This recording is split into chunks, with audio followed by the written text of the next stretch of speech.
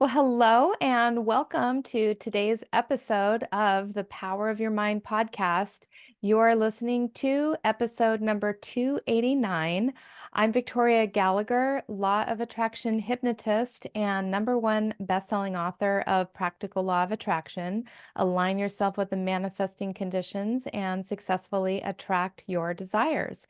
And I'm also the founder of HipTalk.com and HypnoCloud apps and the soon to be released Believe app coming soon, which is going to give you access to over 1,000 hypnosis and meditation and affirmation recordings right in the palm of your hand. So be sure to watch for the new app and download HypnoCloud in the meantime. And today I have a very special guest with me, Dr. Dravon James. Dr. Dravon James is the founder of the Next Step Leadership Academy, which is a company that empowers women to use everything that shows up in their lives, the good, the bad, or otherwise, to reach their next level of greatness.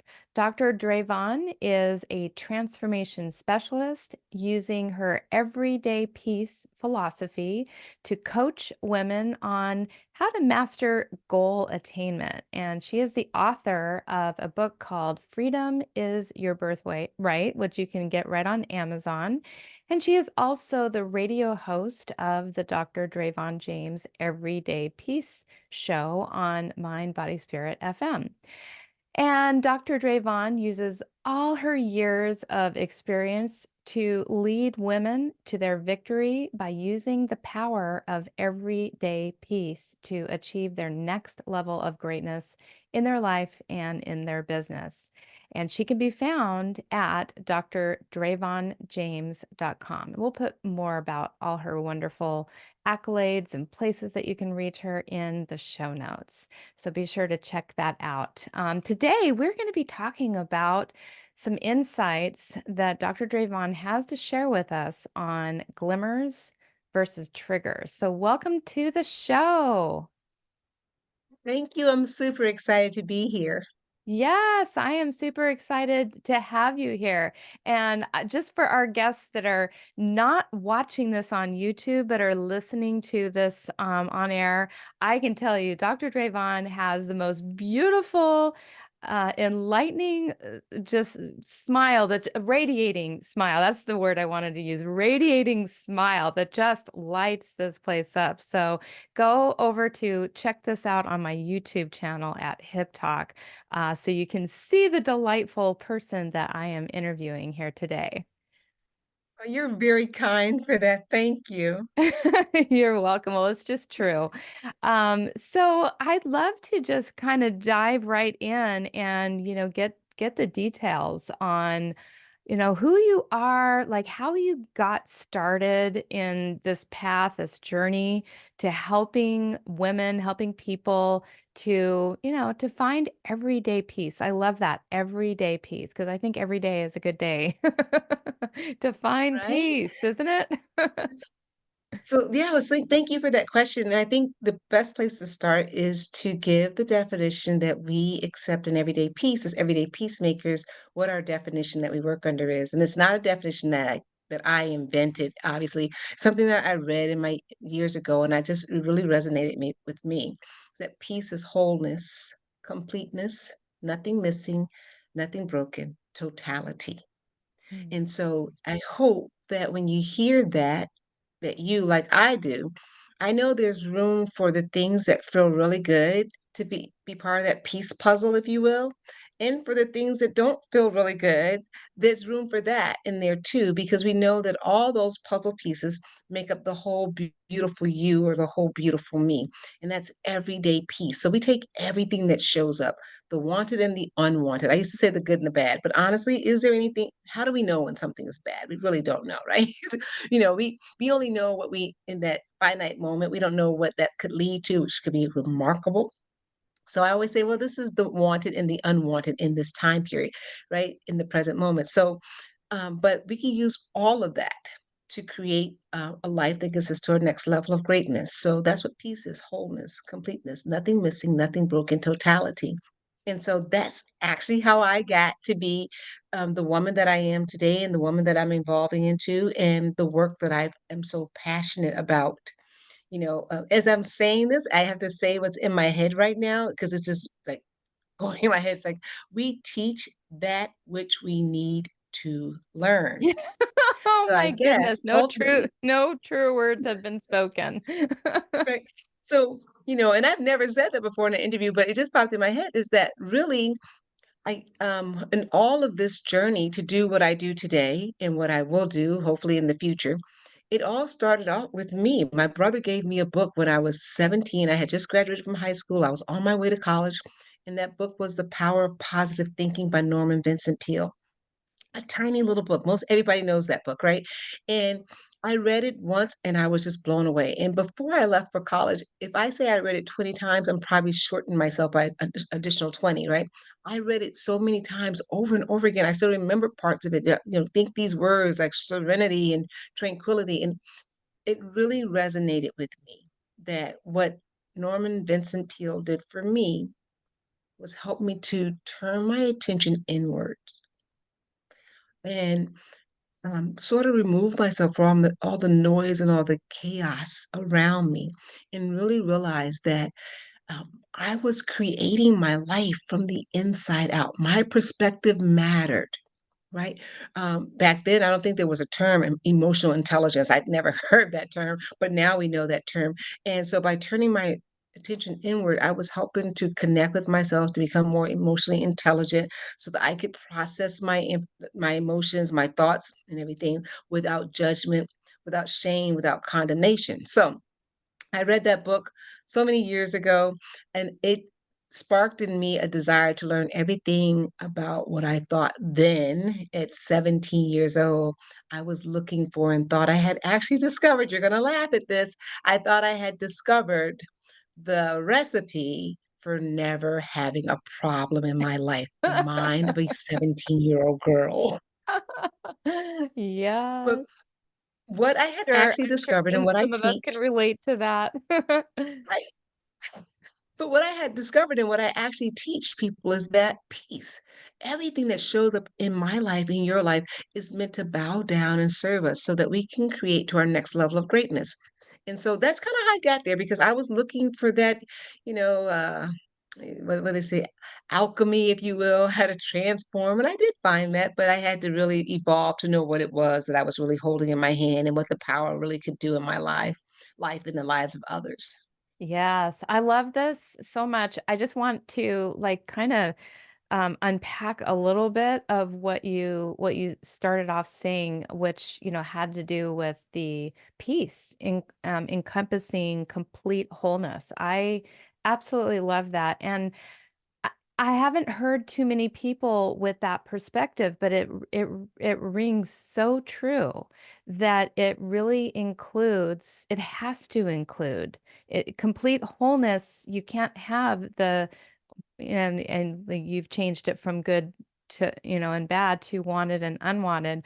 I would almost even say, intended or unintended, I and like that. yeah, because I mean, what you resist persists. So if we are thinking that in order for our lives to be peaceful, we have to get rid of all the things that weren't meant to happen, we didn't think were meant to happen, we're going to be living in quite a state of resistance, which is the opposite of peace.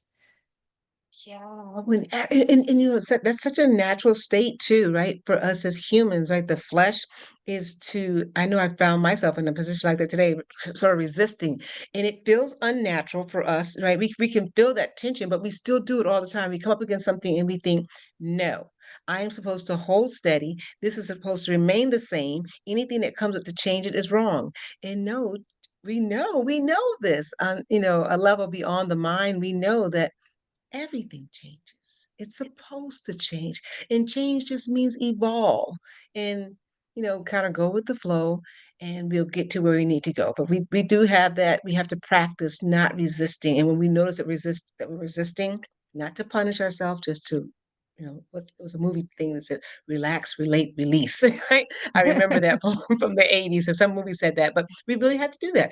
Relax, relate, and release into Yes. whatever's going on.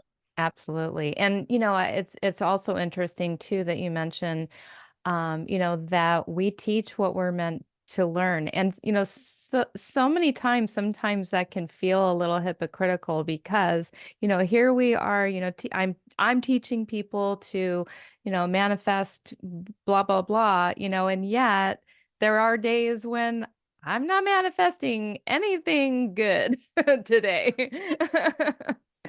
Um Right. but, it's that awareness, which is like the next point that I want to kind of dive into with you, because it's like, once can become aware of the fact that like, okay, well, at least I know where it's coming from. At least I know that like this isn't just haphazardly happening to me. This is happening because I still have to work on my vibration. I still have to work on, you know, um, being consistent with the things that I know that I need to do. So let's talk about self-awareness a little bit. You mentioned that, is something that you feel is really important for people in order to Yeah. find happiness. Right. So Socrates, and I want to get this quote right. Socrates says that self-awareness is the beginning of wisdom, Mm, right?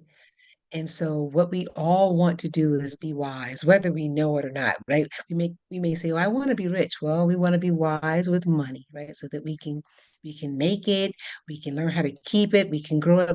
I want to be healthy. I want to be wise about, how to manage my health, my time, my relationships. So self-awareness is the beginning of that. That's the foundation for being wise, right? So in anything that we desire to get or to become, we must first know who we are. It's foundational. It is foundational. And we may be the hardest person to get to know as an individual because our eyes point outward.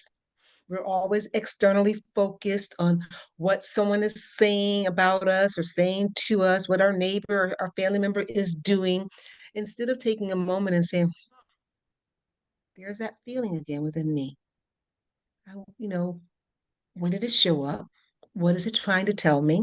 Right? And I believe from just observing myself and my clients that a lot of times we're afraid to look within ourselves because we don't think we'll like what we find there, right? Because we're so self-critical, and we instead of looking at ourselves as maybe I like to say a middle schooler, right? The self inside of us, and saying, it's okay to have those feelings. It's okay to feel that way. Let's talk about it. Let's get to know, instead of going to the place where we're judging, oh, you're a horrible person for feeling that way, or you should be more mature by now. That type of harshness prevents self-awareness. And so we know that self-awareness is the beginning of wisdom, and we want to be wise in our life so we can have the life that we want. We go back to say, how can I become more self-aware? And the answer is simply to become curious about you. yeah. Become curious about you, about everything about like, why is that funny? Why does that hurt? Why are you comparing yourself to this individual? Without judgment, and just wait. Ask the question and just wait for yourself, your inner self. Don't rush to an answer. Don't feel like you have to force an answer. Just wait until, an answer comes. It's like, oh, okay. Without judgment, shame, or condemnation, you get that answer and then ask another why question. Well, why that? Hmm. Why are you so attached to that? Whatever that is. I'll give you a quick example. I work today and I had an unfortunate event that happened at work, and it's centered around me. And I felt like everyone was judging me. In fact, people were, were judging me. But then I felt this super sensitivity, like everything I did was wrong. And everybody that walked by me, I was telling myself the story. Oh, they're angry. They're.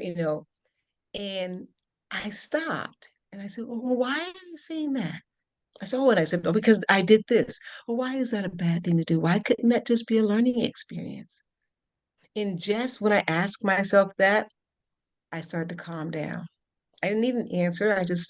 I could feel myself starting to calm down. So becoming curious about yourself, What you're doing, why you're doing it, what you're saying, why you're saying it helps to improve self-awareness, and self-awareness helps to improve wisdom.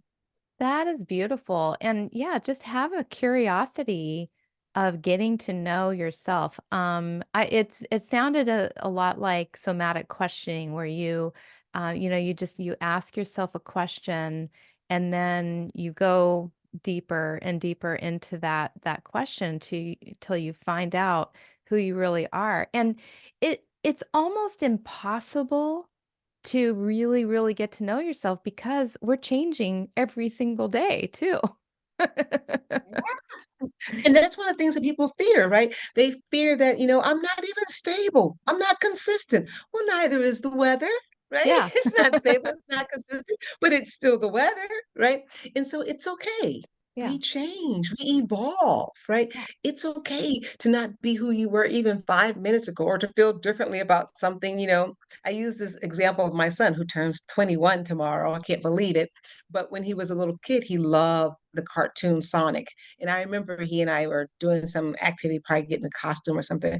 And I said, "Hey, Miles, one day Sonic won't be even a thing that you think about anymore, right?" And Mm, he couldn't imagine that at the mhm. time, right? But now here he is turning 21 in less than 24 hours. And I bet you he's never thought about Sonic, this whole year, right? That's who we are. Allow for that. Allow for that. That's the beauty of us evolving. Yeah, I really, really like that. And just coming from like a pure manifestation law of attraction standpoint, because I always try to turn everything into a conversation about the law of attraction, or even just personal growth or becoming your best self. You're talking about, getting that self-awareness and being curious about yourself, and that you're evolving and changing. And you said it's okay to change and evolve and not be the same person who didn't have the same resources yesterday as you do today. Yeah. And our resources are experience, right? Yeah. Experience is a resource. And I know we get to this place where we say, oh, I'm making the same mistake over and over again. Well, you're bouncing back from it faster and faster if you become more and more self-aware, right? We need to look for opportunities. Honestly, remind myself and my clients this all the time. Look for opportunities to praise ourselves, Yeah. right? Look for opportunities to build ourselves up, right? Because our life, and you can speak to this more than I can as a manifestation coach, but our life moves in the direction of our most dominant thought. Yeah. So if I am in a place where I believe everybody's down on me, I'm going to draw more of that energy to me. That's my most dominant thought. So you have to really take responsibility and say, hey, I acknowledge that I'm feeling this way. I acknowledge that this is some deep rooted pain, but I do acknowledge in this moment right now that those thoughts aren't real. Everybody doesn't even know me. How can everybody be against me, right? And just start asking questions until you feel yourself just becoming, oh, okay. Yeah. And this is not something that happens overnight, but we do owe it to ourselves. If we are intending to live our best life, we owe it to ourselves to do these practices, to become curious about us and improve our self-awareness. So true. It's absolutely so true. And that kind of leads me to my next favorite topic, which you bring up, which is focus. It's so critical. So I want you to just to, take our listeners through why, it's so critical and how this focus can, relate to your happiness. Right. So that's a great question. I'm glad you asked it. So when we hear focus, at least in my mind, the first thing I think about is discipline, Hmm. right? Hmm. And discipline is not necessarily a friendly word. We Yeah. don't think of, being disciplined with a diet, being disciplined with bedtime. We don't think of that as fun. But when we have discipline focus, we make room for other fun things in our life. So, in that statement I just made a moment ago, is that our life moves in the direction of our most dominant thoughts. It means, what are you focusing on? Now, years ago, off the top of my head, I could tell people I would read all these articles, how many thoughts we have per minute. I don't remember that number anymore. But I can tell you this, what I do remember is that most of our thoughts are repetitive. Mhm. If you just take, I don't know, 3 hours and just journal your thoughts. They are repetitive thoughts. If you would take less than 5 minutes a day, 2 minutes even, set your timer on your phone and just focus on something that brings you joy, something that makes you feel free and light inside, right? For me, that would be a sunrise, a sunset, or anything at the ocean, right? Mhm. For some people that I work with, it is, the sound or looking at a newborn baby or whatever it is, right? Here's You get mine. that focus, that image that That's mine. makes you feel. Say it again, the baby? Yeah, Uh, my cat. This you is can't, my right? It's something, right? That focus. Oh, there it is right there. Yeah. It makes a difference, right? So this focus and the reason I say I like to do it that way because discipline does sound harsh, right? When I think of, oh, I got to be disciplined about another thing, there's already some resistance happening in my mind, right? And so to overcome that resistance, I said, well, what I'm going to practice on is focusing on something that puts me in a state of joy and makes me feel grateful. Mhm. Every time I see a sunrise or a sunset, and I leave my house around the same time every morning, I get to see the sunrise, and I am in awe. Is it just this? Oh my gosh, you did it again, right? I just feel so thankful for that, right? It's like the first time that I'm feeling it. And those few minutes, a few seconds even of focus changes the trajectory of my day because I can go back to that sunrise. In fact, I'd like to give one more example about focus too, if I could. A practice that I use, which is a gratitude practice, which Mhm. helps to keep my energy focused in the right direction. So, as humans, we have the tendency to focus on the past, the things that hurt us, right? The victim, woe is me, or we focus on the past, the good old days, they're gone, and we get back to woe is me, right? So the past can be a source of depression for us. Then our mind likes to focus on the future. There's so much anxiety. That's where the anxiety and anxiousness is over the future. You don't know what's going to happen. You don't know who's going to pass away. What if you're going to lose your job? A whole bunch of things. So Oh. this is how I do this for focus, so I can keep my focus in the present moment. In the morning, I create what I call a gratitude card, and it's called an active gratitude card. I'll tell you about the active part in just a second. But on one side of that card, I write down three things that I'm grateful for that happened yesterday. Just Mm. the first three things that pop in my head that I'm grateful for they happened yesterday. And on the flip side of that card, I write down three things that I intend to happen today. Now, why do I do that? That's because if my mind starts to go to the past, I keep that card with me, by the way. I post it up at my desk. I immediately say, oh, grab your card. Because I train my mind that these are the things we can think about from the past. If I start to get worried, like I did today, about the future, I grab the card and I start thinking, this is what you need to think about for the future. Oh. And that reminds me to bring my focus back to the present moment. And I just start asking my questions in the present moment. How are you feeling? That's the question I ask myself. Really, how are you feeling? Oh, you're afraid. What are you afraid of? Really, why? What do you think will happen? Just like I was talking to a middle schooler. Because inside of me, I'm still that, there's that little girl that gets afraid. And so I really, focus is so important when we talk about living our life to the fullest and becoming the happiest version of ourselves. That is beautiful. I love the and how does it, become an active gratitude Oh, the active part. card? Yeah, Sorry, I the left that out. active part. I love that idea, though. I definitely wanna use that because, that does it brings your focus back to and instead of fearing what you don't want, it brings your attention back to what you do want, and it's really simple. Instead of having, this elaborate thing, it's just a real simple thing, the back of the card, the front of the card, but let's activate it. So how you activate it is, and I know you know all about this, is because a thought or anything without emotion, you Mhm. need emotion, you need feeling. It's like it's the gasoline or something that you have to put on it to make the whole thing ignite, right? So it's the emotion. So as I'm writing my three things that I'm grateful for yesterday, I get this big grin on my face. I force it even though I don't feel like it. I wake up every morning at 4:15. I do not feel like smiling or grinning, but I do. I get this big grin on my face and I start moving that energy, that smile energy from the soles of my feet all the way to the crown of my head as I'm writing down those three things. I'm infusing energy into my gratitude. Right. And that helps bring more things into my life, manifest more things into my life for me to be grateful for. So that's the active part of it. I don't just jot it down like, like a robot. Oh, I'm grateful for this. I'm Yeah. great. Nope, I get the smile going. It's Oh, yeah. 4:15 in the morning. I'd rather be asleep, but I'm so excited that I get to write this and I get to take charge of my day. And this doesn't mean that things don't happen in my day that hurt.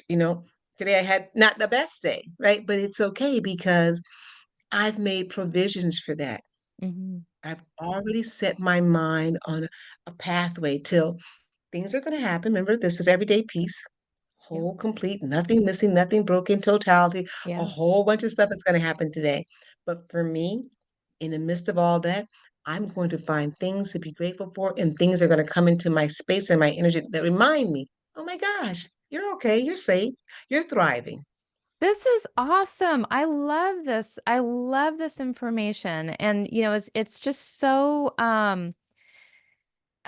like what's the word I'm looking for? Relief. It's like a relief, for people, I think, to realize that's like, it's okay that the you're gonna have shitty days.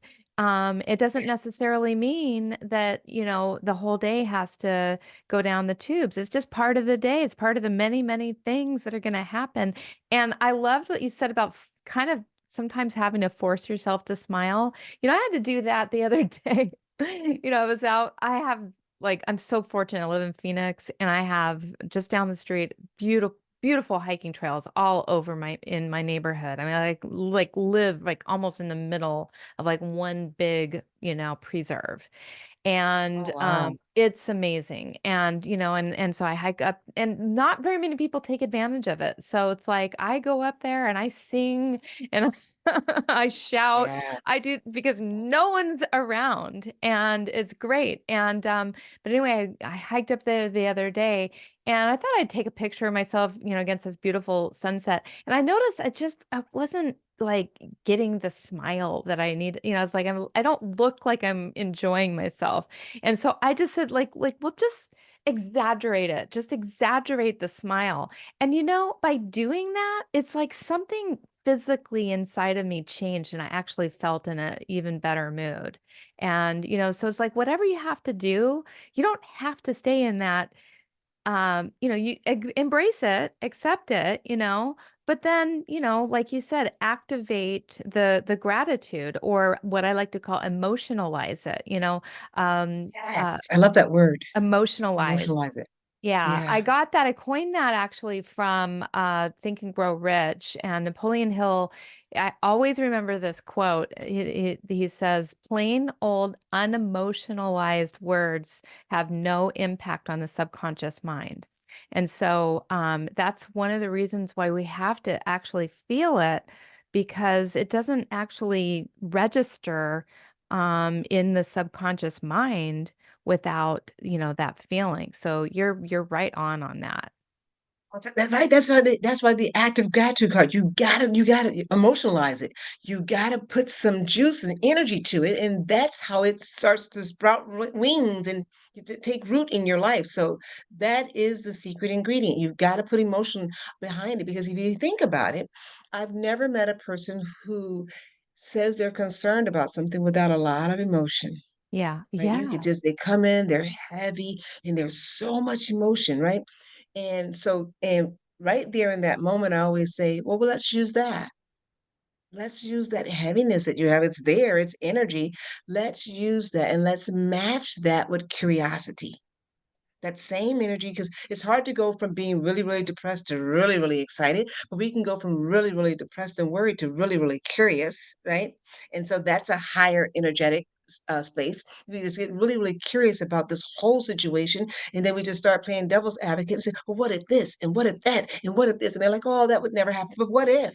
You just keep what ifing yourself right up the staircase till you can get that energy. Like you said, that smile. It's like, I need that smile. And for everybody, it's different. You may not be grinning from ear to ear, but you can feel it, and your lips need to spread a little bit so you're to remind your face that you're okay, right?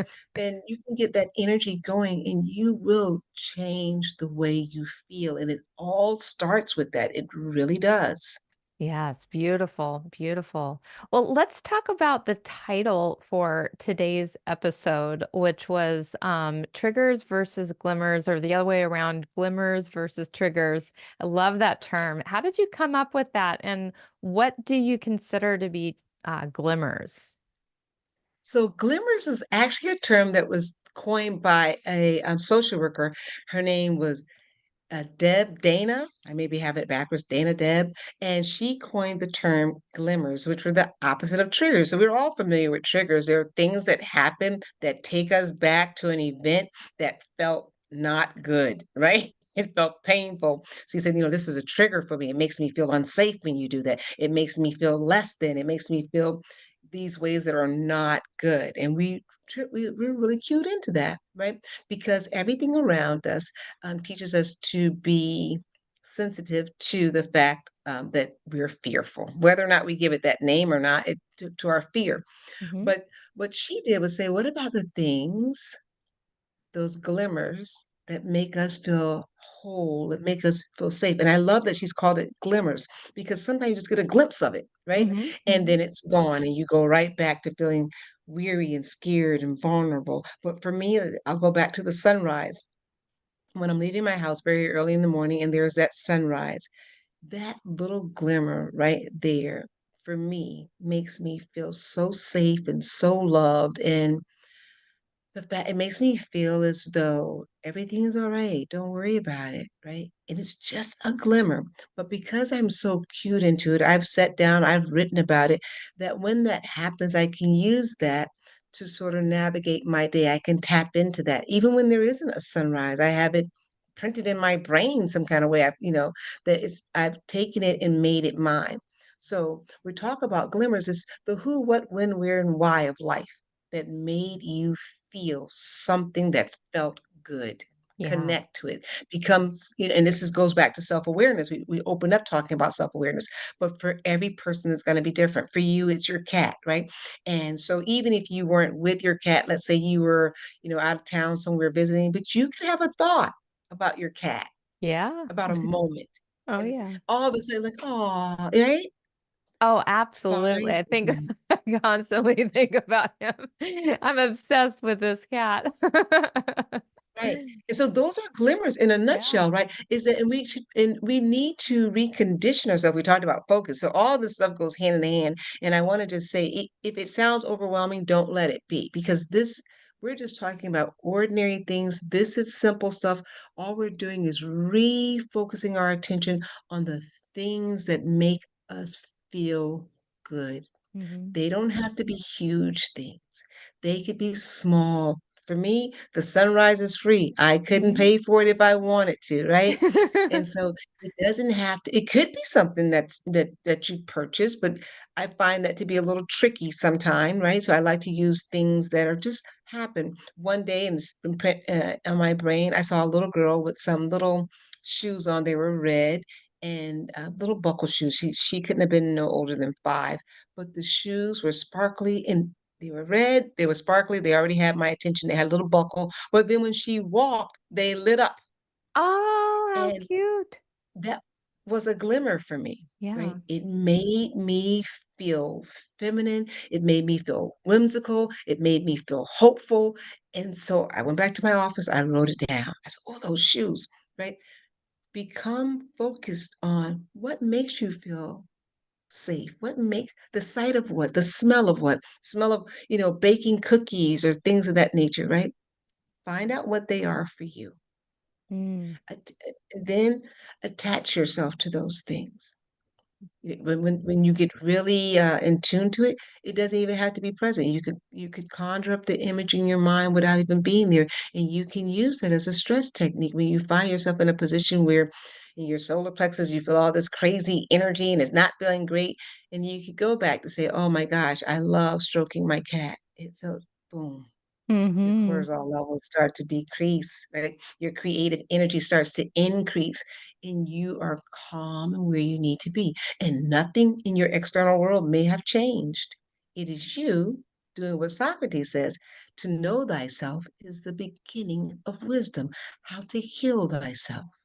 Oh, that is rich. That is absolutely beautiful. And, I think by focusing on, just being more present and looking for those things to feel grateful for, you're going to tap into all those glimmers. Yeah. You're just looking for things that make you happy. You're Hmm. looking for, and I don't mean, ha ha ha, happy. I mean the things that make you go, wow, that's nice, right? Yeah. Just remembering small things.